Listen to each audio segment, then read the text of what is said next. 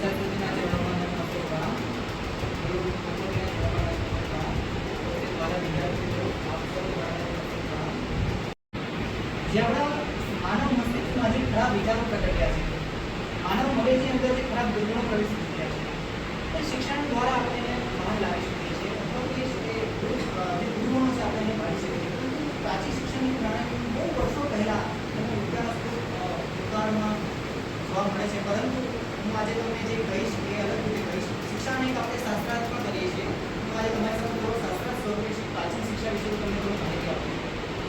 પ્રાચીન શિક્ષાની અંદર આપણી અંદર જે ઋષિમુનિઓ આદિકાળથી આપણે દેશની અંદર ઋષિમુનિઓ આવ્યા હતા, ઋષિમુનિઓની પ્રકૃતિ હતી શિક્ષા વ્યવસ્થાની અંદર ઘણા બધા પરિવર્તનો જે અત્યારે જોવા મળે છે તે ત્યારે નહોતા. એમની જે શિક્ષા પ્રણાલી હતી એમના અમુક નિશ્ચિત જીવન સિદ્ધાંતો હતા, એમના નિશ્ચિત પરંપરાઓ હતી, એમને નિશ્ચિત સિદ્ધાંતોના લીધે એમનું અનુશાસન હતું, એમના બાળકનું અનુશાસન હતું. એમના બાળકોને પણ તેઓ જ્યારે શિક્ષિત કરતા, એમના બાળકોની અંદર પણ જીવનની અંદર કામ આવે એવા મૂલ્યો તમને આપવામાં આવતા. અત્યારનું શિક્ષણ તમે જુઓ અને તે સમયે તમે શિક્ષણ જુઓ. હું વાત કરું તમને 5000 વર્ષો પૂર્વેનું શિક્ષણ. 5000 વર્ષો પૂર્વેના શિક્ષણની અંદર આપણા ભારતની અંદર કોઈ પણ જાતની પ્રજાઓ, કોઈ પણ આપણા ભારતની રહેતી પ્રજાઓ, આપણા બધા રાજા મહારાજાઓ થઈ ગયા, ઘણા બધા ઋષિમુનિઓ અત્યારે આવી ગયા, દરેક પ્રજાએ કંઈક આપણે ત્યાં આવ્યું છે.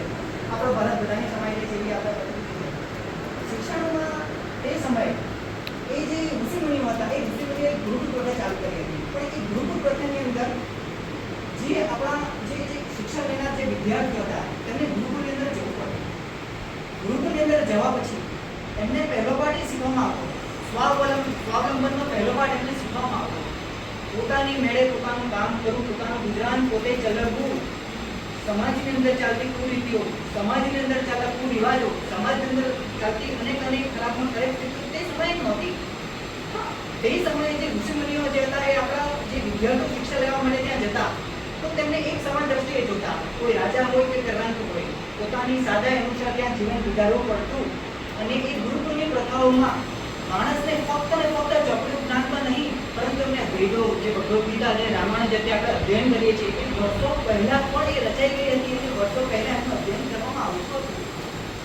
શિક્ષા તે સમયે એક રોજગારના અધ્યયનથી નહોતી કરવામાં આવતી. માનવ મૂલ્યોને વિકસિત કરવા માટે શિક્ષિત કરવામાં આવતી.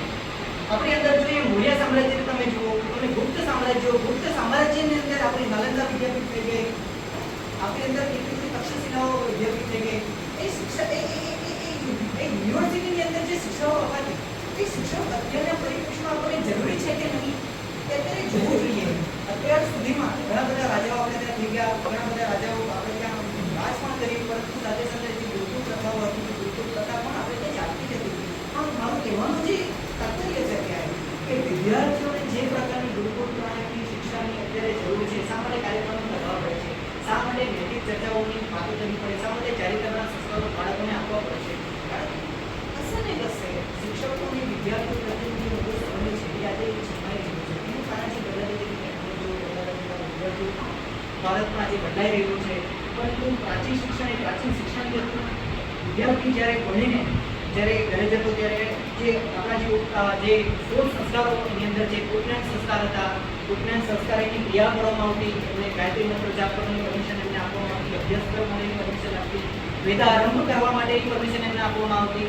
વેદારંભ જ્યારે કરીએ ત્યારે એની અંદર જે વિદ્યાર્થીને કોઈ વિઘ્ન અભ્યાસ દરમિયાન કોઈ એમને વિઘ્ન ના આવે તે માટે એમને વેદારંભ શિક્ષા કરવામાં આવતી. ત્યારબાદ એ બાળક શિક્ષા લઈને જ્યારે એમના સમાજની અંદર જતો ત્યારે પણ એમને દિશાંતિ કરવામાં આવતી, એના વાળ એમની દાઢી કરવામાં આવતી, જેથી કરી સમાજમાં એ જાય, એ સમાજની ઉપયોગિતા, એ સમાજમાં એ રહે અને સમાજને ઉત્થાન માટેના કાર્યો કરવા માટે પ્રેરિત થાય.